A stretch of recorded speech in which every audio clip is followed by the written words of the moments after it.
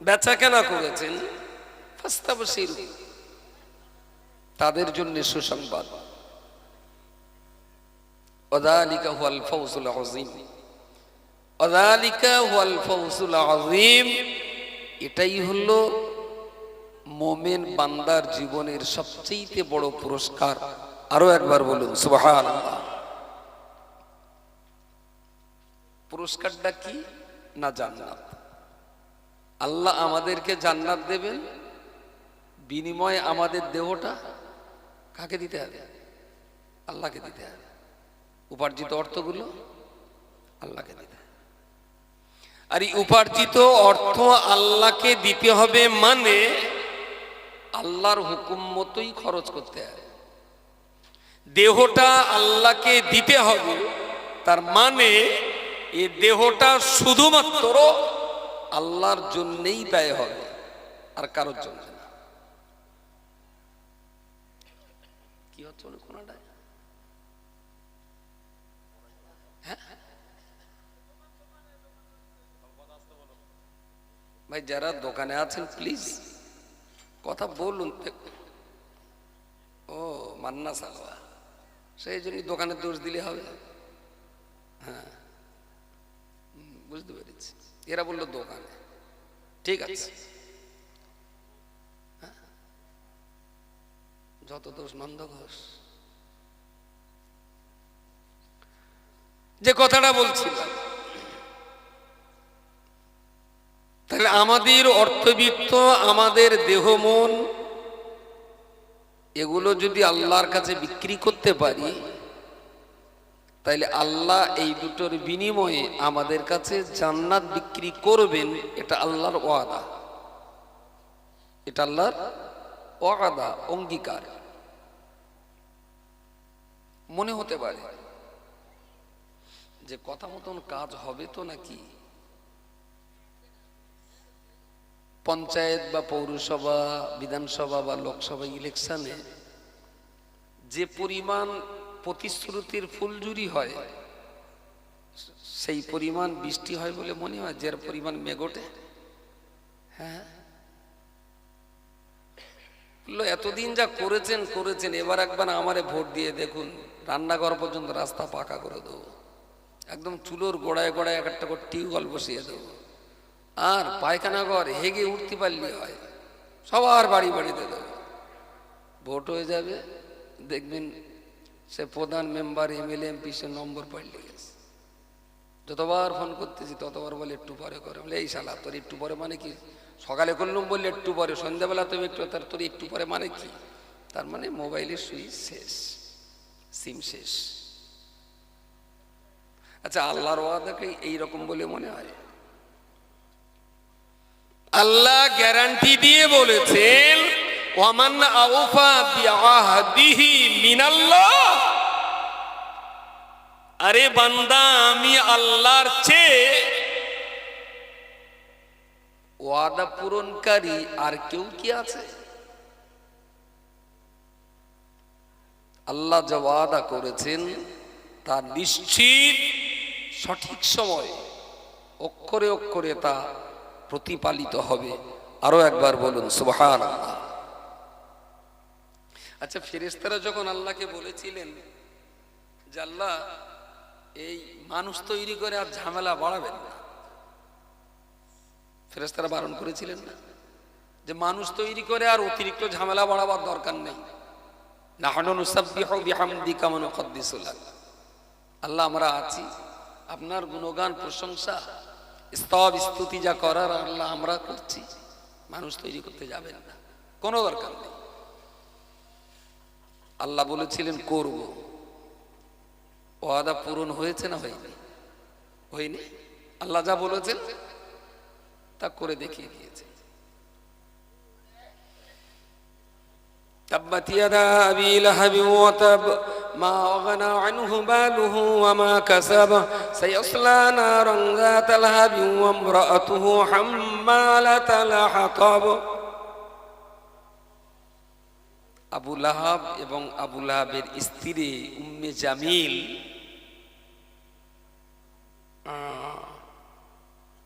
তারা স্বামী স্ত্রী দুজনেই নবীর সঙ্গে খুব গাদ্দারি করত, খুব গাদ্দারি করত।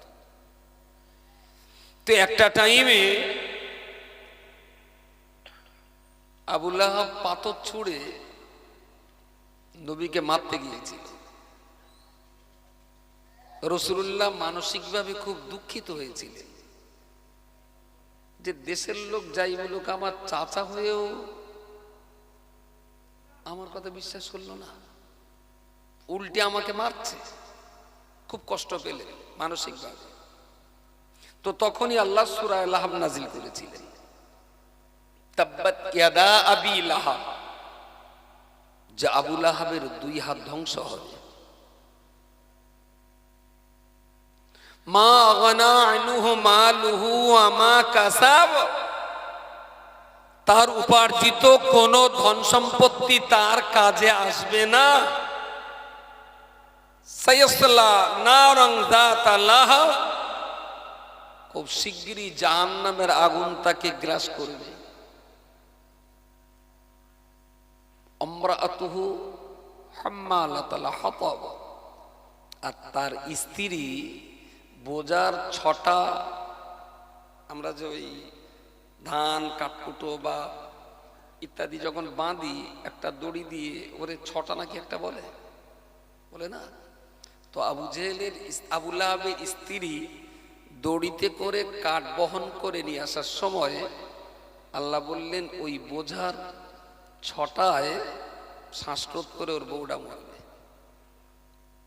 তখন আবু জাহেলের তো আবু লাহাবের সুটাম দেহ, ও চাঙ্গা ওর বউ চাঙ্গা, বিশাল ব্যাপার। আল্লাহর কোরআনের আয়াত যখন নাজিল হলো যে একদিন আবু লাহাব ধ্বংস হবে, ওর দুই হাত ধ্বংস হবে, ওর স্ত্রী বোঝার ছটায় শ্বাসরোধ হয়ে মরবে, এরা দুজনেই খুব অট্ট হাসি এসেছিল। যখন আবু লাহাব তমন তার স্ত্রী খুব অট্ট হাসি এসেছিল। কিন্তু একটা টাইমে দেখা গেল আল্লাহ যা বলেছেন তা করেই দেখিয়েছেন। বলুন সুবহানাল্লাহ। আবু লাহাব শেষ, গোটা জগৎ দেখেছিল মাত্র কটা বছরের ভিতরেই আবু লাহাব শেষ, ওর স্ত্রীও শেষ। ঠিক কোরআনের আয়াতে যেমনটা বলা ছিল তেমনটাই ওদের নসিবে ঘটে গেল। এটা আল্লাহর ওয়াদা। বলার উদ্দেশ্য আমার এটাই, আল্লাহ যা ওয়াদা করেছেন তা তিনি পূরণ করে দেখিয়ে দিয়েছেন। আলিফ লাম র, গুলিবাতির রোম, রোম সম্রাট। প্রিয় রাসূল সাল্লাল্লাহু আলাইহি ওয়াসাল্লাম যখন দ্বীন প্রচারের জন্য মক্কার মানুষ তার উপরে চড়াও হচ্ছে, তিনি মদিনাতে হিজরত করবেন। কোরআনের আয়াত নাযিল যে খুব শিগগিরই রোম সাম্রাজ্য মুসলমানদের হাতে চলে আসবে। সুবহানাল্লাহ বলেন, একটু সবাই মিলে বলেন সুবহানাল্লাহ। তো কাফেররা শুনে বলল, আরে মুহাম্মাদের কি মাথা খারাপ হলো নাকি? কোথায় রোম, কোথায় পারস্য, কোথায় সিরিয়া, কোথায় ইয়ামান, আর কোথায় লেবানন? আরে খোদ আরব কান্ট্রির ভিতরে সৌদি আরবের এই জাজিরাতুল আরবের একটা গ্রামও মুহাম্মাদের দখলে নেই। আর সেই মুহাম্মদ বলে কিনা রোম সাম্রাজ্য মুসলমানরা বিজয় করবে, রোম সাম্রাজ্য মুসলমানরা দখল করবে। তো কোরআনের এই আয়াত ইহুদিদের কাছে, নাসারাদের কাছে, পৌত্তলিক মুশরিকদের কাছে ঠাট্টার পাত্র হলো, হাসির খরা হলো। পথে ঘাটে চর্চা হতে লাগলো যে মুহাম্মদ কোরআনের নামে একটা কথা বলছে যে গুলিবাতের রোম, রোম সাম্রাজ্য নাকি মুসলমানরা জয়লাভ করবে। তো ইহুদি নাসারা, পৌত্তলিক, অগ্নিপশ্বক, তাদের কাছে কোরআনের এই আয়াতটা খুব ঠাট্টা বিদ্রোহের পাত্র হলো। প্রিয় রাসূলের কানেও এ বার্তা গেল। নবী বললেন, ইন্নাল্লাহ লা ইখলিফুল মিআদ, আমার আল্লাহর ওয়াদা কখনো ভঙ্গ হয় না। জোরে সোরে বলুন সুবহানাল্লাহ। মাত্র 10 বছর যেতে না যেতেই, মাত্র 10 বছরের ভিতরে যেদিন আল্লাহ বলেছিলেন গুলিবাতের রোম, তার 10 বছর যেতে না যেতেই রোম সাম্রাজ্য আল্লাহ মুসলমানদের হাতে তুলে দিলেন। বলুন সুবহানাল্লাহ সুবহানাল্লাহ। তো আল্লাহ যা বলেছেন তা করে দেখিয়ে গিয়েছেন। এবারে প্রমাণ আপনার আর আমাকে দিতে হবে যে আমাদের অর্থগুলো ঠিকঠাক আল্লাহর পথে ব্যয় হচ্ছে কিনা, আর আমাদের দেহটা ঠিকঠাক আল্লাহর হুকুম মতো চলছে কিনা।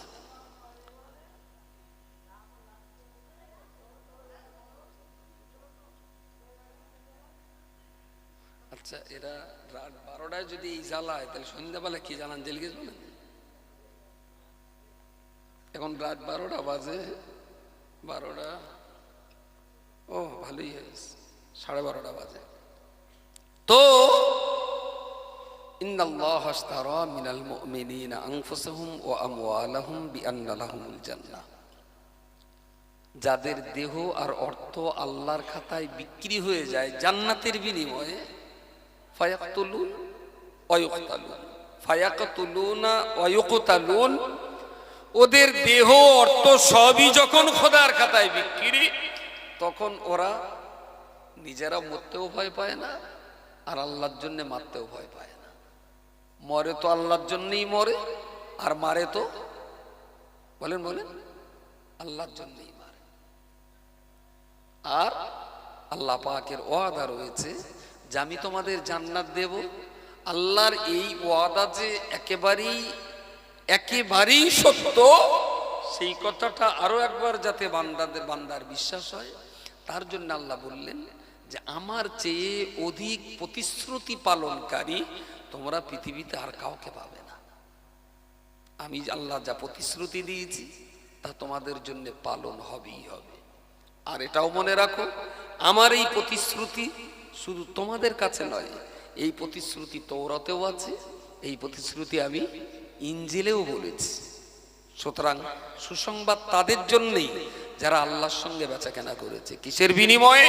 না, বান্দা তার দেহ আর অর্থ আল্লাহর কাছে বিক্রি করেছেন, আর আল্লাহ বান্দার কাছ থেকে এই দুটো নিয়ে জান্নাতটা বান্দার কাছে বিক্রি করে দিয়েছেন। বলুন সুবহানাল্লাহ।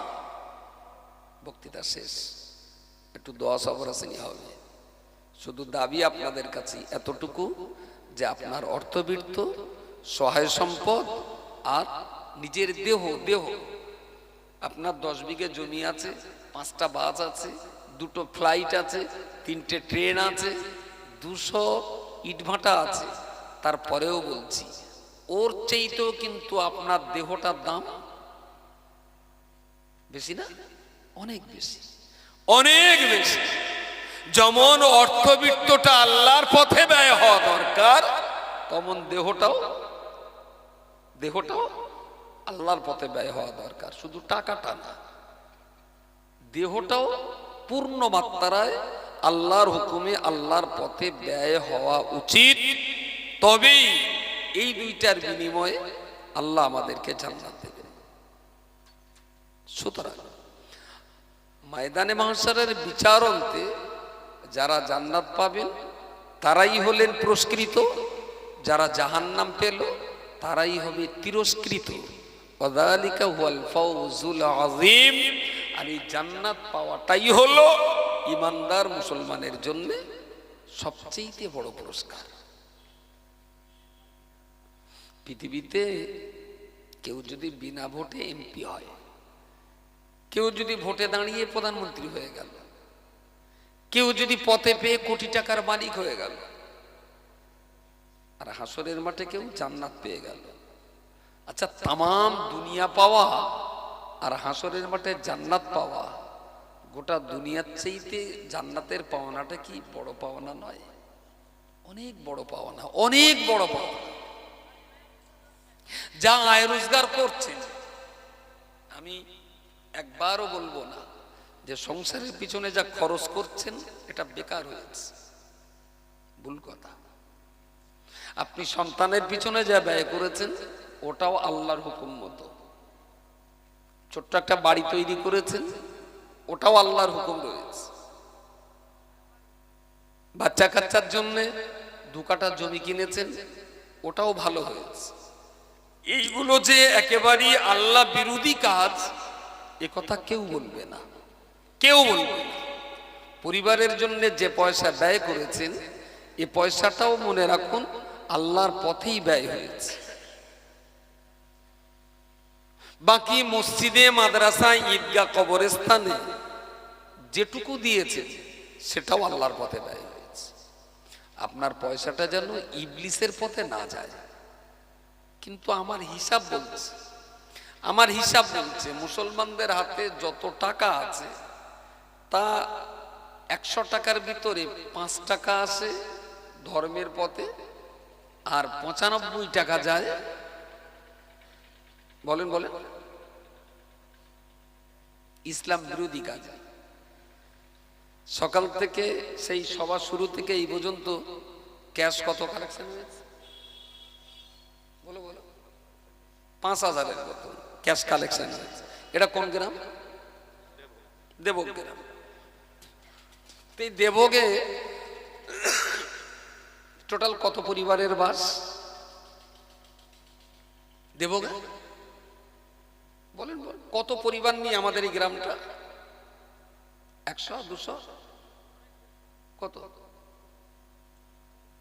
পরিবার মানুষ বলিনি। রান্নাঘর কতটা এই গ্রামে? 500-700 হ্যাঁ পরিবার। আরে বাপরে বাপ, 800 পরিবার। Very good. এই গ্রামে যদি 800 পরিবার হয়, তাহলে এই 800 পরিবারের ভিতরে যদি পার পরিবার আমি গড়ে যদি 4 জন করে ধরি, এক একটা পরিবারে, হ্যাঁ 3200। এই 3200 লোকের ভিতরে 4000। আচ্ছা, সেই 4000 ভোটার তো ঠিক আছে। যদি 4000 ভোটারও হয়, তাহলে আমি যদি 18 বছরের ভোটার হয়, ওইটা যদি আর পিছন 12 বছর থেকে যদি ধরি, 18 বছরের পরে যদি 4000 লোক হয়, তাহলে আগের আর 6 বছর যদি সঙ্গে নেওয়া হয়, 12 আর 6 18, 12 বছর পর্যন্ত ধরি, তাহলে নিঃসন্দেহে ওটা 1005 হবে 5000। আচ্ছা, 5000 লোকের ভিতরে প্রতি 100-র ভিতরে তেরঙ্গা, শেখর, গুটকা, চুটকি, শান্তি, দিলবাগ 100-র ভিতরে কজন খায়? মোটামুটি একটা 100-র ভিতরে। এই না মায়েরা রয়েছে, আবার নারী পুরুষ মিলে কতজন খেতে পারে 100-র ভিতরে? না, মাচাচিরা কি খায় তাও? আচ্ছা, গড়ে আপনি বলুন 100-র ভিতরে নারী পুরুষ ধরে 100-র ভিতরে কজন খাচ্ছে বলে মনে হয়? শতকরা কজন? 50? গড়ে 50? গড়ে যদি 50 হয়, তাহলে 5000-এর ভিতরে 2500। হিসেবটা আরো কংক্রিট করার জন্য 500 নাই ছেড়ে দিলাম, 2000। ওকে, এই 2000 লোক প্রতিদিন যদি কটা করে খায়? 2000। যারা খায় কটা করে খায়? মিনিমাম 2-3টে কটা? হ্যাঁ 5টা মিনিমাম 5টা। এবার একদম যোগ্য ভোটাররাই বলেছে কথা, 5টা। তা মিনিমাম যদি 5টা হয়, একটার দাম 5 টাকা, 5টার দাম 25 টাকা। তাহলে 2000 লোক প্রতিদিন যদি 25 টাকা করে খায়, শুধু পার ডে এই গ্রামে 50,000 টাকা যায় তেরঙ্গা, শেখর, গুটকা, চুটকির পিছনে। আর সন্ধ্যে থেকে চিল্লে এখানে উঠেছে কত? 5000। আর তেরঙ্গায় যায় 50,000। তাহলে 50,000 যাচ্ছে বছরে 365 দিন, আর সবত বছরে একদিন। যদি পার ডে 50,000 যায়, 2,000 লোক 25 টাকা করে গেলি 50,000 গেল। এটা যদি 365 গুণ করি, 1,82,50,000, 1,82,50,000 টাকা প্রতি বছর এই গ্রাম থেকে তেরঙ্গা গুটকার পিছনে যাচ্ছে। এগুলো তো নাতি, এখন হিরোইন, মদ, গাঁজা, চুল্লু বাদ আছে দাদু, আমি শুধু নাতির হিসেব করছি। 1,82,50,000, এইটাকে যদি আমি ভাগ করি 5,000 দিয়ে, কারণ সন্ধ্যা থেকে 5,000 উঠেছে, তার মানে তেরঙ্গার পিছনে যা যায় তার 3650 ভাগের 1 ভাগ মাদ্রাসায় আছে। বলেন মুসলমানের টাকা কোথায় যায়? এখানে করে 50 টাকা দেয়, 500 টাকা দেয়, 1000 টাকা দেয়, আর গোষ্ঠী সমেত আবার জান্নাত দিতে হবে। জান্নাত দিয়ে আবার টাকা ফেরত চাবে। লোকে ভাবে ধর্মের পিছনে প্রচুর ব্যয় করে, কিন্তু আসলে হিসেবটা দেখলে যত টাকা মাদ্রাসায় দেয় তার চাইতে 3,650 গুণ বেশি টাকা তেরঙ্গার চুটকি মামুদ দেয়। মাদ্রাসায় যা দেয় তার চাইতে 3,650 গুণ বেশি টাকা তেরঙ্গা শেখর গুটকার পিছনে দেয়। এবার বলুন মুসলমানরা কতটা ধর্মভীর? আসলে 500 কোটি টাকা দেয়, জিন্দাবাদ দেয়, লোকে মনে করে ছপ্পর ফাটানো টাকা উঠতে। আরে চুপি সাড়ে দোকানে যে কত করে টাকা প্রতিদিন তেরঙ্গা শেখর পেছনে যাচ্ছে এর কোনো হিসেব আমাদের কাছে স্পষ্ট নেই। তবে আমি যে হিসাবটা ধরেছি 2000 লোকের, খুব একটা ভুল হিসেব না। আসলে চুপি সাড়ে যায় তো কেউ দেখতে পায় না। এইবারে বলুন যে মুসলমানদেরকে আল্লাহ জান্নাত দেওয়ার জন্য বললেন যে তোমাদের অর্থবিত্ত আর ধন সম্পদ আমি আল্লাহ আমার পিছনে যদি ব্যয় হয়, আমি আল্লাহ আমার হুকুমে যদি ব্যয় হয়, তাহলে তার বিনিময়ে জান্নাত পাবে। Very good. বাড়ি তৈরি করেছেন, ওটা আল্লাহর হুকুমে ব্যয় হয়েছে। বাচ্চা কাচ্চাদের জন্য খাবার টাবার কিনছেন, ওটা আল্লাহর হুকুমে ব্যয় হয়েছে। কাজের জন্য একটা বাইক কিনেছেন, ওটাও আল্লাহর হুকুমে ব্যয় হয়েছে। চাষের জন্য 2 কাঠা জমি কিনেছেন, ওটাও আল্লাহর হুকুমে ব্যয় হয়েছে। কিন্তু তেরঙ্গার জন্য যে এই 1,82,00,000 বছরই দিচ্ছেন, এটা কি আল্লাহর হুকুমে? তাহলে যাদের টাকা ইবলিসের পথে ব্যয় হয়, জান্নাত তাদের জন্য জান্নাত। আমার আর কিছু বলার নেই, শুধু এইটুকু বলছি, শেষ আমার হিসেব। এরা যে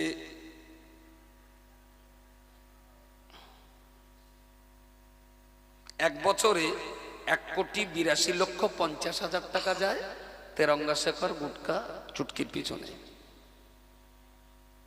দিয়েছেন মাত্র এখানে 5,000 সন্ধ্যের থেকে। আর প্রতিশ্রুতি কিছু টাকা আছে, সেটা যারা প্রতিশ্রুতি দিয়েছেন সময় মতো তারা দিয়ে দেবেন, অসুবিধে নেই। একদম শেষবারের মতো যে কটা মানুষ আছেন অন্তত আইবুড়ো নামটা ঘোচানোর মতন, কারণ যে পরিমাণ টাকা তেরঙ্গায় দিয়েছেন ও ধারে পাশে তো যাবে না, অন্তত আইবুড়ো নামটা ঘুচুক।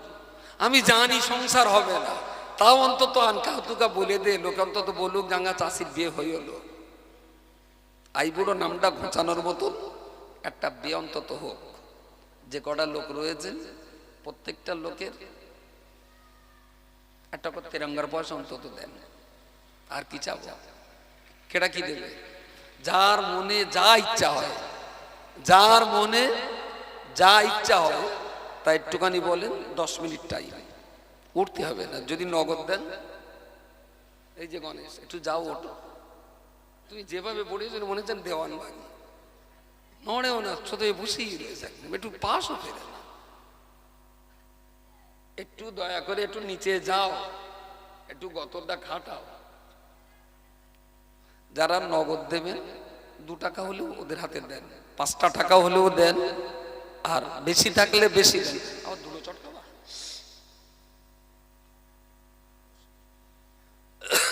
আর যদি কাছে এখন না থাকে, আমার এই আলোচনা শুনে যদি কিছু দেওয়ার ইচ্ছা হয়, কাছে নেই, পরে দেবেন, আল্লাহর রাস্তে।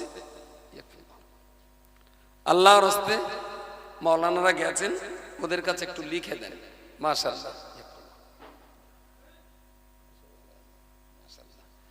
আল্লাহর এক বান্দা 100 টাকা দিয়েছেন, আর এক ভাই 1000 টাকা দিয়েছেন। একজন আল্লাহর বান্দা 50 টাকা, আর একজন 100 টাকা দিয়েছেন। আল্লাহ যেন সকলের এই দানকে কবুল করেন, বলুন আল্লাহুম্মা আমিন।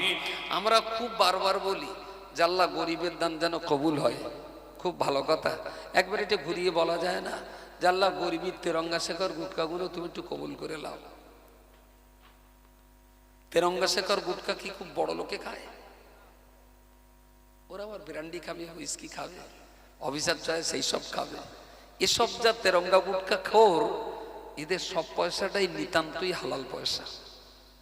বলেন, সেলাই কাজ, এমব্রয়ডারি, গার্মেন্ট, সার্কেলের দোকানদার, ফেরিওয়ালা, এরম লোকই তো বেশি খায়। খুব কোটিপতি লোক এসব খায় না। এদের এই একেবারে নিপাট হালাল পয়সাগুলো এই যে বাজে পথে খরচ হচ্ছে, এটা খুবই দুঃখজনক, খুব কষ্টদায়ক। একটু সবাই চেষ্টা করলে না হয়তো ওদেরকে ছাড়ানো যেত। প্রত্যেকটা বাবা মা যদি একটু চেষ্টা করতো না, হয়তো ওদেরকে এই এই ক্ষতি, এই ভয়ঙ্কর ক্ষতি থেকেও ওদেরকে হয়তো বাঁচানো যেত। কিন্তু মুশকিল হয়েছে, কেডা কাঁধ ঝাড়ে বাঁশ কাটে বাপ, তাহলে তো সেখানে বলার কিছু নেই। সুতরাং চেষ্টা করে দেখুন। প্রত্যেকটা বাবাকে বলছি, যে পয়সাগুলো বাজে পথে খরচ হয়েছে এর কিন্তু হিসেব দেওয়াই লাগবে, অবশ্যই দেওয়া লাগবে। সন্তানের পিছনে যা প্রয়োজনে ব্যয় করেছে এর জন্য সওয়াব হবে। অপ্রয়োজনীয় যেগুলো ইবলিসের পথে খরচ করেছেন, সওয়াব তো হবেই না, উপরন্তু এর জন্য কঠিন প্রশ্নের মুখে আপনাকে দাঁড়াতে হবে। আলহামদুলিল্লাহ, আমি বিদায় নিচ্ছি। এর ভিতরে যা মানুষ আছেন একদম সবার কাছে করা হয়েছে, বেশ, একদম একদম ফেলে জেলে 500 টাকা, 5টা লোক আছে 500 টাকা করে দেওয়ার মতো। 5টা মানুষের কাছ থেকে আমি 500 টাকা যাচ্ছি, 5টা লোক। আমার হাতে 100 টাকা, 50 টাকা, এক ভাই দিয়েছেন 1000 টাকা, ভালো হয়েছে, আমি এতেই সন্তুষ্ট। এই রাত্রিবেলা আমার আগে ইমরান সাহেব কালেকশন করেছে, ভালো হয়েছে। তো একদম এই শেষ মুহূর্তে মায়েরা যারা আছেন, ওদের বসার জায়গা আছে, দিয়েছে, বেশ, আপনারাও দিয়েছেন। তারপরে আমার একদম শেষবারের মতন 5 জন মা বা 5 জন ভাই বাবা, যদি আল্লাহ ক্ষমতা দিয়ে থাকেন, যদি আল্লাহর রহমত হয়ে থাকে, যদি আপনার এই দান আল্লাহর কাছে মকবুলিয়াতের দরজায় পৌঁছে থাকে, তাহলে 5টা ভাইকে বলছি 500 করে টাকা দেওয়ার একটা প্রতিশ্রুতি দেন। 2 মাস কি 10 দিন, যখন আপনার সময় হবে তখন দেবেন। 500 করে টাকা চেয়েছি। কচি, তোরা একটু বেশি করে বল, তেরঙ্গা তোরা খাস বেশি, একটু বলবো না, খেটে খুঁটিয়ে পয়সা। আর আর এই খারাপ পথে আর ব্যয় করিস না ভাই। তুমি ক্যাশ দিয়ে দেছ, তোমার এই সবাই কত হবে। আর আজকে ও একটা ছোট্ট ইউটিউব চালায়, কি রে তোর ইউটিউবের নাম? SM, ও বাবা, অত আবার মুখস্থ করা যায়? SM Islamic Nath. আজকে অন্তত বাড়িকে একবার করে ইউটিউবটা খোলবা সবাই। ও বেচারা 500 টাকা দিয়েছেন, আমি চেয়েছি বাকি, ও দিয়েছে নগদে। আল্লাহ যেন ওর এই দানকে কবুল করেন, বলুন আল্লাহুম্মা আমিন। নারে তাকবীর, নারে তাকবীর।